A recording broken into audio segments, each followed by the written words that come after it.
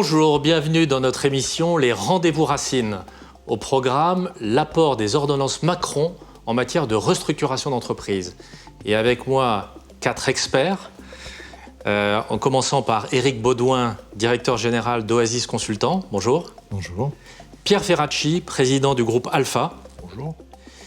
Claire Scotton, directrice de cabinet adjointe de la ministre du Travail. Bonjour. Bonjour.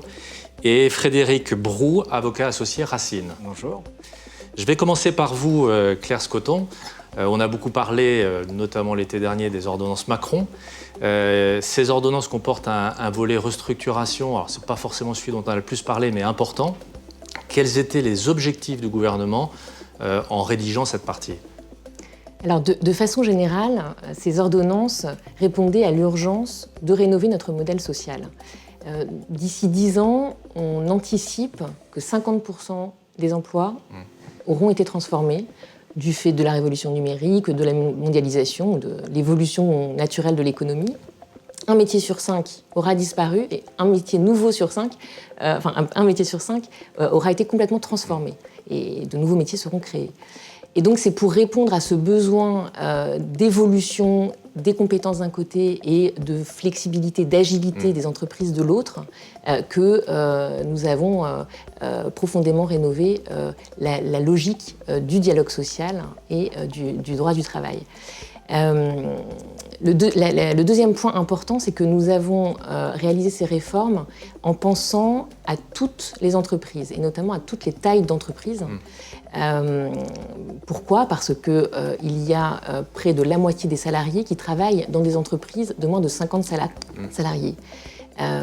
Et donc, l'idée, c'était de leur donner les mêmes outils qu'aux grandes entreprises pour qu'elles puissent, elles aussi, faire face à ces enjeux. Oui, parce qu'elles n'avaient pas accès à des dispositifs trop complexes jusqu'à maintenant. Exactement.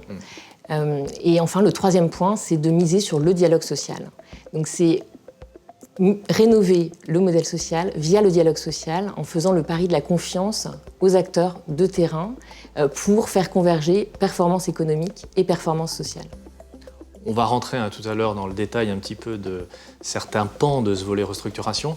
Est-ce que, avant d'aller dans ce détail, vous pouvez nous donner une vision un peu globale du volet restructuration des ordonnances Macron ?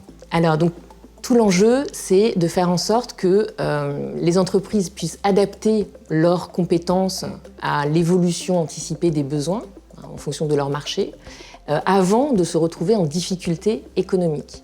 Et du côté des salariés, faire en sorte qu'eux aussi puissent construire leur parcours en fonction des besoins anticipés des entreprises, en fonction de la façon dont ils se voient continuer ou pas dans l'entreprise. Donc en leur permettant eux aussi d'adapter leurs compétences, soit pour évoluer au sein de l'entreprise, soit pour évoluer dans leur parcours.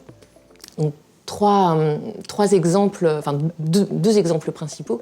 La rupture conventionnelle collective, qui est un dispositif, là aussi, qui est désormais accessible à toutes les entreprises, axé sur un accord majoritaire, signé avec des syndicats majoritaires, sur la base du volontariat. Seuls les salariés volontaires pour souscrire à cette rupture conventionnelle quittent l'entreprise. Et homologué par l'administration du travail. Et deuxième exemple, les congés de mobilité, qui sont d'ailleurs accessibles via les ruptures conventionnelles collectives. Le congé de mobilité, qu'est-ce que c'est ? C'est un dispositif qui permet une transition en douceur pour un salarié qui cherche sa voie, éventuellement en dehors de l'entreprise, souhaite faire des expériences en dehors et donc conclut un accord de mobilité avec son entreprise pendant une durée déterminée, à l'issue de laquelle il quittera l'entreprise, mais après être passé par différentes expériences et avoir vu son salaire maintenu.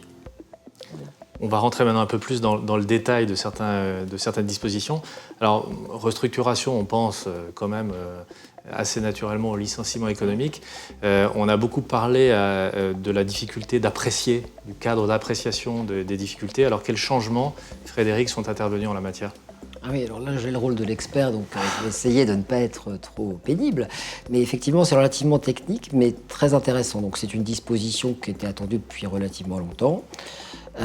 Aujourd'hui, effectivement, la loi nous permet d'apprécier le motif économique au niveau du secteur de la France, c'est-à-dire du territoire national. Auparavant, la jurisprudence, puisqu'on était surtout sur de la jurisprudence, c'est-à-dire les magistrats, appréciaient la difficulté économique ou le motif économique en général au niveau du monde entier dans le secteur d'activité considéré, c'est-à-dire dans le secteur d'activité qui était pratiqué par l'entreprise qui diligentait le licenciement économique dans l'hypothèse où elle appartenait à un groupe. Aujourd'hui, on est passé toujours au niveau du groupe, mais uniquement, et tout ça est délimité au territoire national. Oui. Et alors, vous qui conseillez quand même des grandes entités, hein, est-ce que c'est adapté en premier regard? Alors, comme je le disais, c'est une mesure qui était attendue et qui était même réclamée par certains praticiens et qui est très adaptée à un certain nombre d'opérations. Il était effectivement un petit peu injuste, pour ne peut pas dire en tout cas très compliqué à expliquer, et en particulier à des clients étrangers, puisque je pense que cette loi a aussi pour objectif de rendre la France plus attractive à l'investissement étranger. C'était très compliqué d'expliquer qu'on avait un foyer de perte extrêmement important sur un site industriel, par exemple en France, et qu'il n'était pas possible d'invoquer ces difficultés qui étaient patentes, très évidentes, au motif que cette activité dans le groupe se portait bien dans le monde entier. Donc quand on est sur ce type d'opération, c'est évidemment une disposition, une loi qui va avoir beaucoup d'intérêt. Aujourd'hui, ce à quoi on est aussi confronté, ce qui n'est pas forcément une critique de la loi, mais là, il va falloir voir, et on n'a pas le recul pour le moment, comment les magistrats ou les gens qui sont appelés à se prononcer en fait sur ce point-là vont apprécier cela. C'est la problématique, si vous voulez, des entreprises qui sont quand même de plus en plus nombreuses, des entreprises françaises ou étrangères, mais qui interviennent à un niveau international et qui ont une organisation matricielle.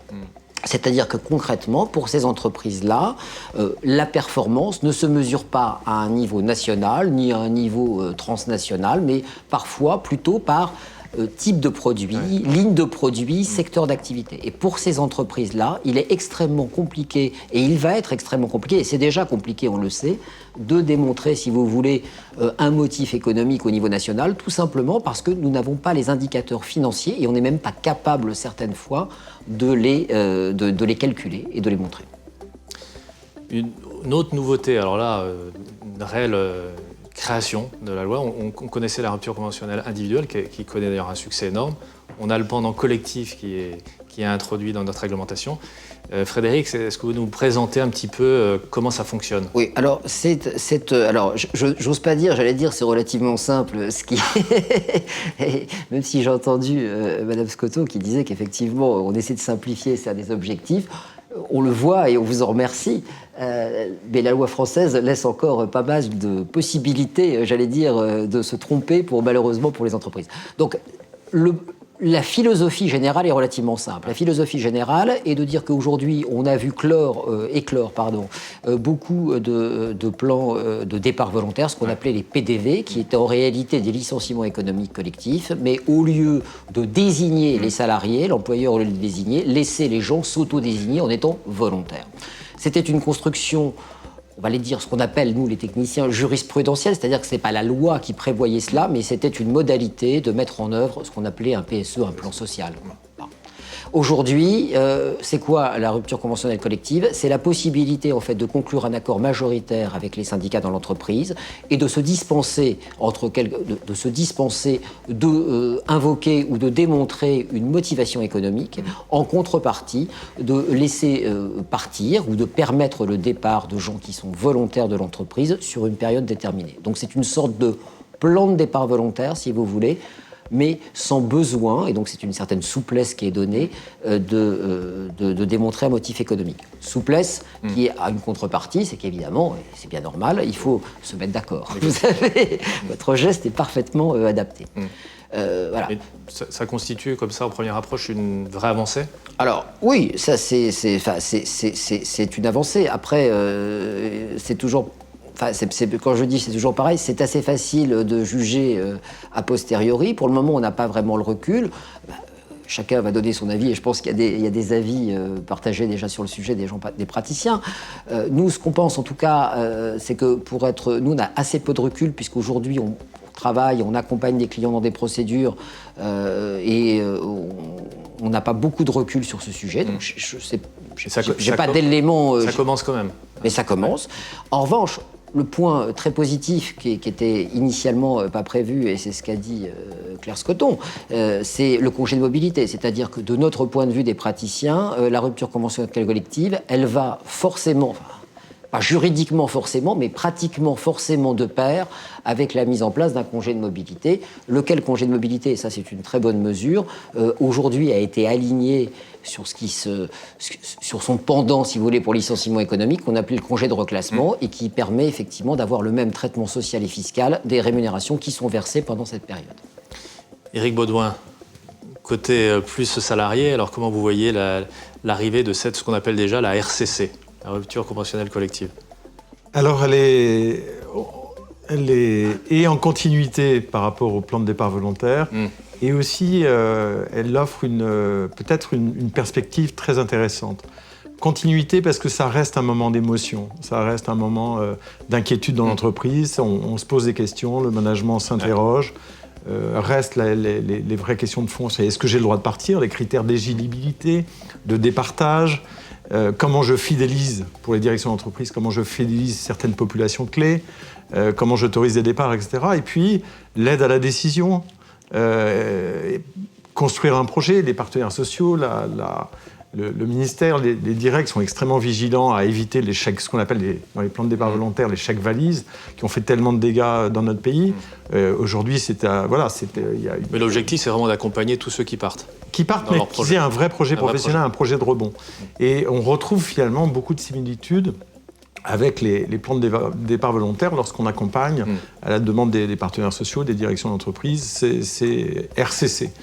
Ce qui est nouveau, et je trouve que c'est une perspective intéressante, c'est face aux enjeux d'emploi, d'employabilité, de mutation, etc., ça pose le débat, ça peut poser le débat sur les emplois en devenir, les mutations, etc., et ça peut donner des outils pour pouvoir construire des avenirs professionnels pour les salariés qui auraient pu partir être rangés dans des tiroirs, si je peux parler comme ça.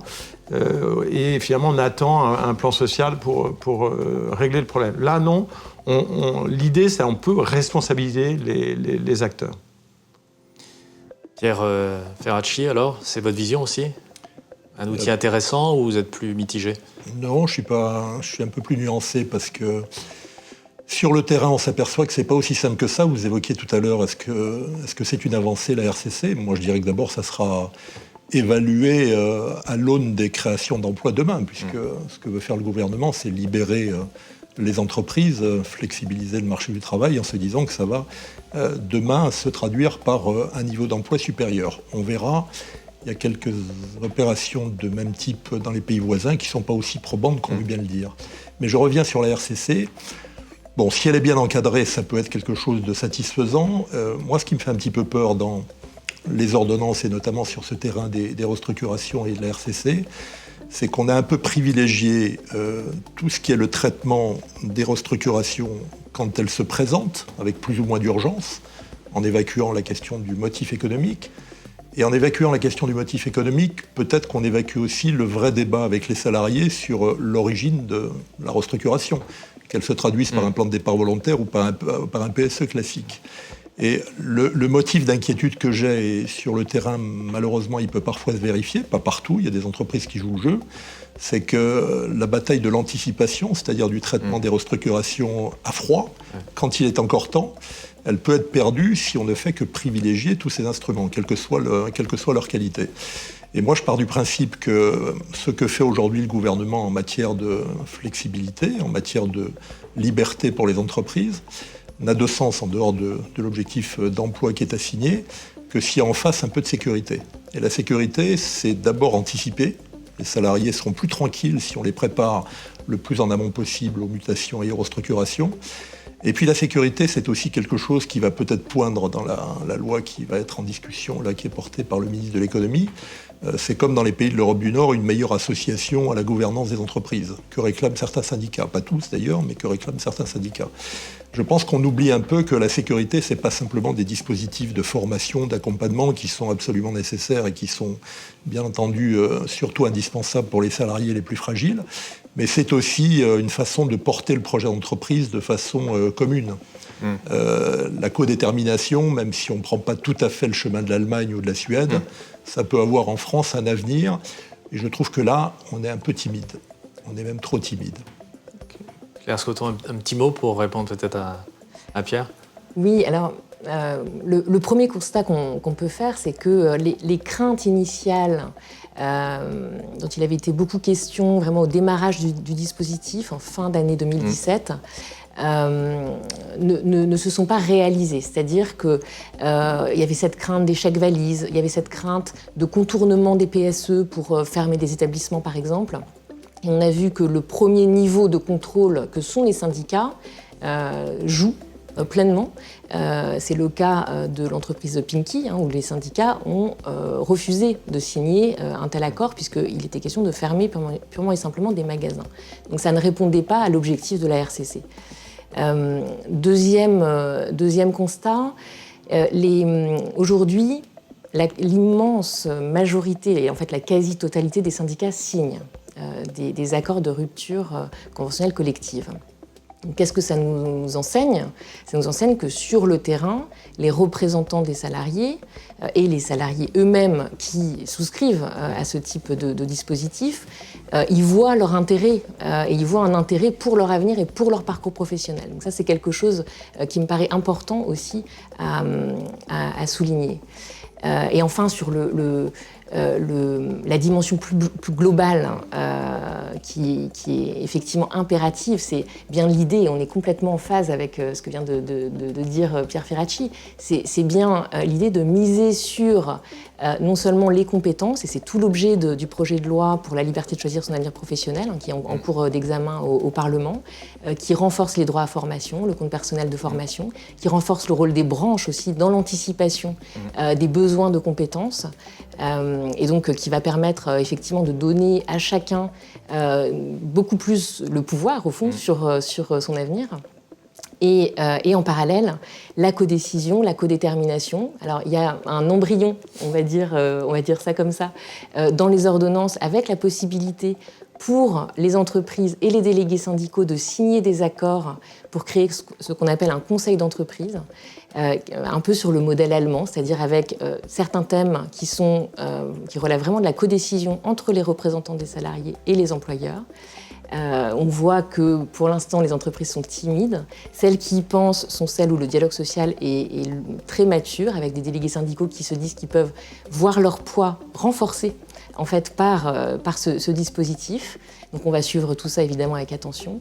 Et le deuxième aspect effectivement de cette participation des salariés, de leurs représentants à la marche de l'entreprise, ce sont ce qu'on appelle les administrateurs salariés dans les conseils d'administration. Il y a eu une première étape là avec des entreprises qui sont soumises à cette obligation désormais d'avoir de tels administrateurs qui ont les mêmes pouvoirs que les autres. Les premiers retours qu'on a sont très positifs et donc effectivement le projet de loi Pacte qui a été présenté en Conseil des ministres il y a quelques jours prévoit d'élargir le champ d'application de cette mesure et le nombre aussi des administrateurs salariés. C'est un sujet fort. C'est vrai qu'on a une habitude un petit peu d'opposition entre les syndicats patronaux et les salariés. On voit que l'ordonnance, un peu l'esprit, c'est de dire à des moments donnés, et même à tout moment, il faut que tout le monde collabore à la bonne marge d'entreprise, au règlement des difficultés, etc. Est-ce que sur le terrain, Frédéric, comment vous ressentez cette collaboration à ces moments-là? Alors, c'est ce que je disais à Pierre Ferracci en préparant l'émission. Moi, ce que je constate, je parle pas là, c'est pas un retour d'expérience des ordonnances Macron, mais ça fait déjà un certain moment qu'on intervient dans ce domaine.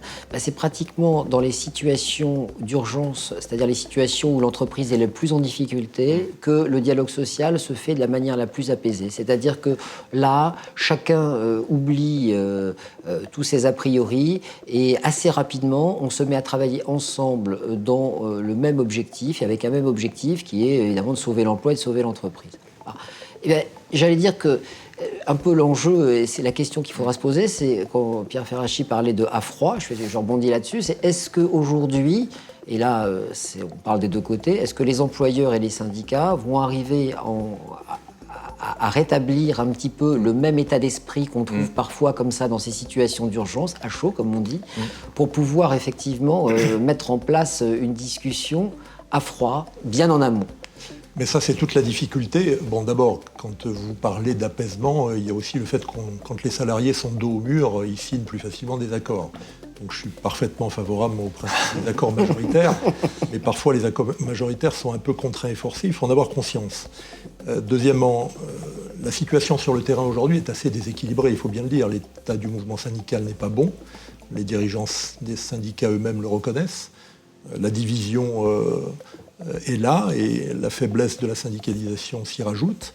Donc il faut tenir compte de ça pour savoir comment les ordonnances vont être appliquées demain. Si on pense qu'elles vont spontanément favoriser le dialogue social, on se trompe. Je crois qu'il y a un gros effort. La ministre disait il y a quelque temps dans une revue pour évoquer les ordonnances qu'il fallait développer la syndicalisation dans l'entreprise. Mais ça ne se décrète pas. Il y a des mesures à prendre pour qu'on ait des syndicats responsables et forts qui s'imposent aujourd'hui et toutes les directions d'entreprise ne prendront pas ce chemin. J'en profite pour dire que sur la question du motif économique, par exemple, se contenter de regarder ça au niveau national et pas au niveau mondial ou européen, ça peut permettre quelques contournements. Les prix de cession, on le voit bien quand on s'intéresse à la fiscalité des GAFA qui localisent leurs bénéfices aux endroits où la fiscalité est la plus douce, que ce n'est pas un problème très simple. Donc même si on évite les cas de fraude les plus avérés, il y aura quand même à surveiller de près ce que font les entreprises. Quand la difficulté est réelle sur le plan national, pourquoi ne pas la traiter? Ça, c'est évident. Quand elle est un peu forcée parce que la stratégie de localisation des ressources de l'entreprise les porte à s'intéresser davantage à d'autres pays, il faudra être un peu plus attentif. Donc si j'évoque ces sujets, c'est que les ordonnances dans un rapport de force très déséquilibré, ça peut donner des résultats très peu convaincants, y compris en matière de lutte contre le chômage. Donc il faut réfléchir à la façon de nourrir un dialogue social, en convaincant, sans forcer. Peut-être que ça ne suffit plus aujourd'hui de passer par la loi là-dessus, mais en pensant que culturellement, on ne ressemble pas à certains pays, où cette communauté de vues, qui ne veut pas dire d'ailleurs qu'on est d'accord sur tout, mais au moins qu'on cherche des compromis, n'est pas aussi présente chez nous. Donc il va falloir que derrière les ordonnances, on réfléchisse à cette façon de redonner un peu de puissance aux organisations syndicales. Et moi, je suis favorable à la négociation d'entreprise, bien sûr. Négocier au plus près des intérêts des salariés, c'est tout à fait nécessaire, mais à condition que le rapport de force soit un peu plus équilibré. Il ne l'est pas aujourd'hui. Oui.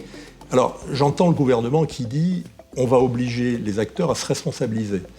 Il ne faudrait pas que les acteurs, comme vous l'avez dit, ne se responsabilisent que quand ils sont dos au mur. Il faudrait qu'ils le fassent effectivement et qu'on les aide à le faire quand ils sont confrontés à des difficultés réelles qui s'annoncent, qui s'approchent, mais que parfois les directions d'entreprise attendent le dernier moment pour les traiter. Restructuration à chaud. Là, il est un peu tard, y compris pour prendre les mesures de reconversion, de formation, d'accompagnement qui sont nécessaires. Donc il y a tout un ensemble qui doit nous guider pour que ces ordonnances atteignent le but qui a été affiché par le gouvernement, c'est-à-dire développer la compétitivité économique et assurer la sécurité des salariés qui composent les entreprises. Alors, juste un mot, Laurent, sur ça, mais Oui. une seconde. J'entends sur la faiblesse des syndicats. Moi, je veux juste simplement ajouter mon retour d'expérience en tant qu'avocat d'employeur. C'est qu'aujourd'hui, de plus en plus, et je pense qu'Éric, tu pourras toi aussi le confirmer, de plus en plus, si vous voulez, les employeurs considèrent quand même que la gestion des ressources humaines, la gestion en amont de l'emploi, la négociation, c'est aussi une valeur ajoutée pour l'employeur, c'est-à-dire de bien traiter ses salariés, de les informer, d'avoir de la transparence. Ça a une vraie valeur pour la valeur de l'entreprise. Donc ça, c'est quelque chose qui n'existait absolument pas auparavant, il y a une dizaine d'années. C'est quelque chose qui est en train de rentrer complètement dans les esprits des employeurs. Mais il faut insister parce que c'est pas tout le monde et donc il faut pousser de ce point de vue-là. Éric Baudouin, vous Oui. partagez, ça évolue, ça va dans le bon sens? Je ne suis pas sûr que les crises favorisent le dialogue social. Ils mettent les acteurs autour d'une table, certainement pour trouver des solutions positives. Ce que je trouve intéressant dans les ordonnances dites Macron ou de notre ministre du Travail, c'est finalement, on a un arsenal d'outils pour les restructurations à chaud, des plans sociaux, des problèmes de sureffectifs, des problèmes de crise économique. Aujourd'hui, il y a les outils de dialogue, les outils pour se mettre autour d'une table et trouver des solutions positives, les plus positives possibles pour les salariés. Par contre, la RCC, la rupture conventionnelle collective, pour moi, n'est pas forcément adaptée à ce type de restructuration à chaud. Par contre, elle l'ouvre, et si elle est utilisée intelligemment, elle peut ouvrir, on a quelques cas, là on est dans les premières expérimentations, où on se cale sur un accord de GPEC, pardonnez-moi le terme technique, de gestion prévisionnelle des emplois et des compétences, où on pose des choses, on dit voilà, ces métiers vont disparaître, ces métiers d'imprimerie vont disparaître, ça va être remplacé par le numérique dans les 5 ans qui viennent. Qu'est-ce qu'on fait ? Anticipe, ouais. Et on donne des outils, on donne du temps aux salariés, parce que l'outil le plus favorable, c'est le temps. Le temps de compréhension, le temps d'admission, je ne sais pas si le terme est joli, mais d'appropriation, le temps pour se former, le temps pour rebondir, le temps, etc. Et cet outil peut être intéressant. S'il est utilisé pour des restructurations à chaud, je pense que c'est du dévoiement, comme peut-être l'a dit Claire.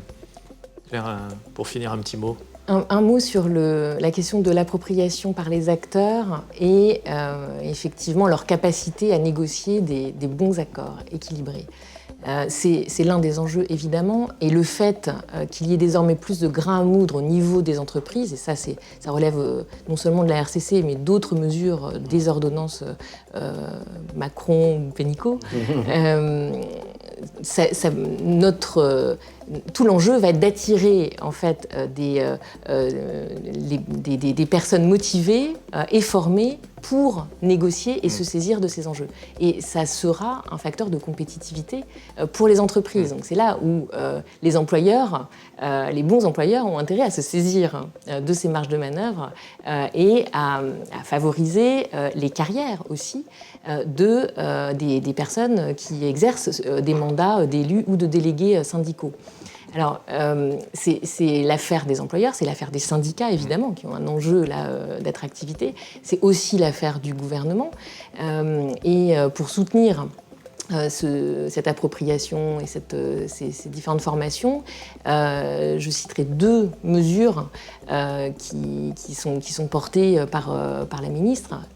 Les formations communes, qui réunissent à la fois employeurs et syndicats, et qui permettent justement de s'approprier les différents outils à la disposition des uns et des autres pour œuvrer ensemble dans l'intérêt collectif de l'entreprise. Et c'est tout récent, les arrêtés viennent d'être publiés, des arrêtés sur la certification des compétences des élus. Parce que quand vous êtes élu ou délégué syndical, vous allez acquérir des compétences de management, de conduite de projet, de droit social évidemment, qui n'ont peut-être rien à voir avec le métier pour lequel vous avez été embauché au départ. Et aujourd'hui, la crainte qu'ont certains salariés, c'est que l'exercice de ces mandats ne les enferme dans une carrière syndicale, entre guillemets, et qu'ils ne puissent plus ensuite sortir et revenir dans une carrière plus classique. Et donc tout l'enjeu va être de valoriser ces compétences acquises. Et donc c'est l'objet de cette nouvelle certification. Et on encourage les entreprises et les branches à négocier des accords aussi pour adapter donc les parcours syndicaux à leur spécificité. Le temps tourne. Pour finir, je vous propose un petit exercice pour conclure.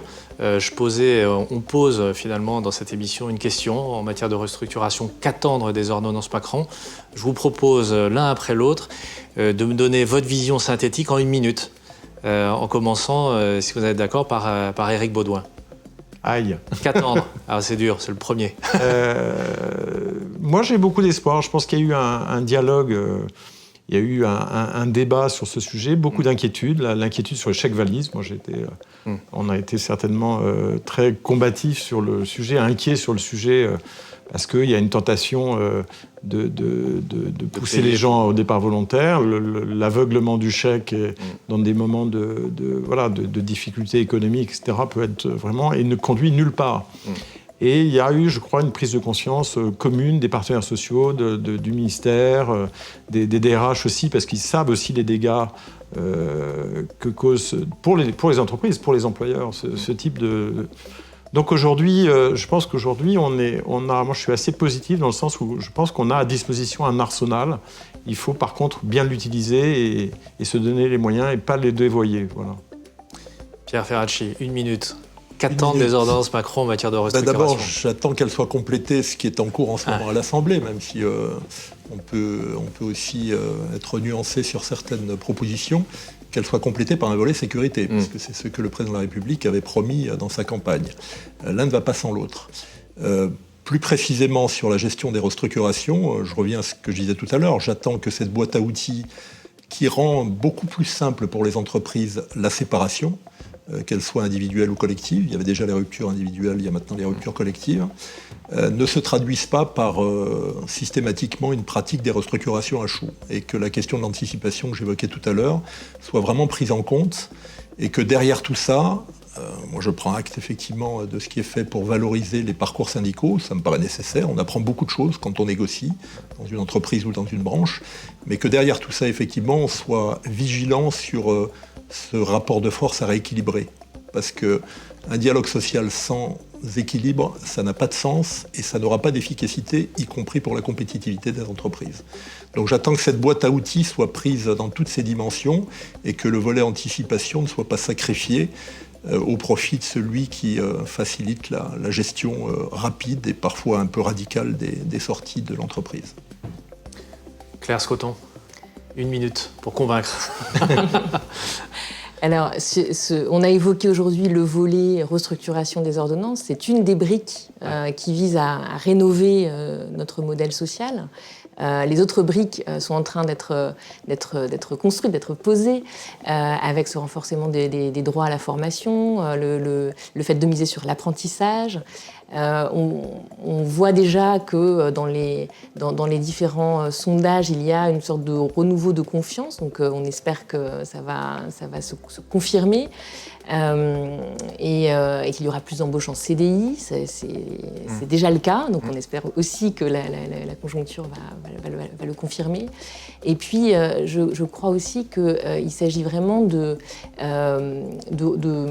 refonder notre modèle social sur une nouvelle vision qui implique cette prise en compte des salariés, de leur bien-être. C'est d'ailleurs aussi la logique qui anime une autre disposition du projet de loi Pacte sur l'objet social de l'entreprise, qui vise vraiment à élargir, au-delà des intérêts des actionnaires, la prise en compte de la collectivité de travail, entre autres. Frédéric Brou, pour finir. Tout a un petit peu été dit, mais pour rebondir, en tout cas nous, en tant que praticiens et dans notre département chez Racine Sociale, on a de cesse d'essayer de convaincre nos clients employeurs que la gestion sociale, la gestion RH, c'est quelque chose qui a de la valeur pour l'entreprise, qui la rend compétitive, parce que ça c'est très important. Sur le point des restructurations, j'allais dire, je suis pas tout à fait d'accord avec ce qu'a dit Pierre Ferracci, parce que je trouve pas que ça soit outrageusement, ou peut-être que j'ai mal compris, facile pour des employeurs aujourd'hui, c'est le moins qu'on puisse dire, de mettre en place des réorganisations. Ce que je crois en revanche, je suis tout à fait d'accord, c'est qu'il y a une boîte à outils et que les ordonnances Macron, elles seront ce qu'en feront les gens qui sont les parties prenantes de ce processus. Les syndicats qui devront être constructifs et qui devront peut-être se renforcer pour être plus à l'aise dans la négociation, les employeurs qui devront faire avec et qui devront comprendre qu'une négociation, le dialogue social et un bon dialogue social dans une entreprise, c'est en réalité un gage de compétitivité et d'image de marque.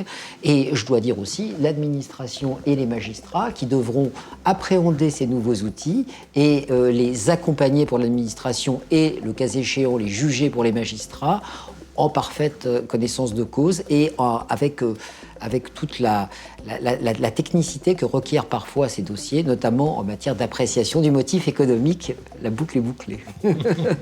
Merci à tous pour vos avis, vos éclaircissements. Ça sera intéressant peut-être de se revoir dans un an, peut-être plus de recul sur l'application des ordonnances. Et en tout cas, je vous donne, quant à vous, rendez-vous à très bientôt pour une prochaine émission, les Rendez-vous Racines.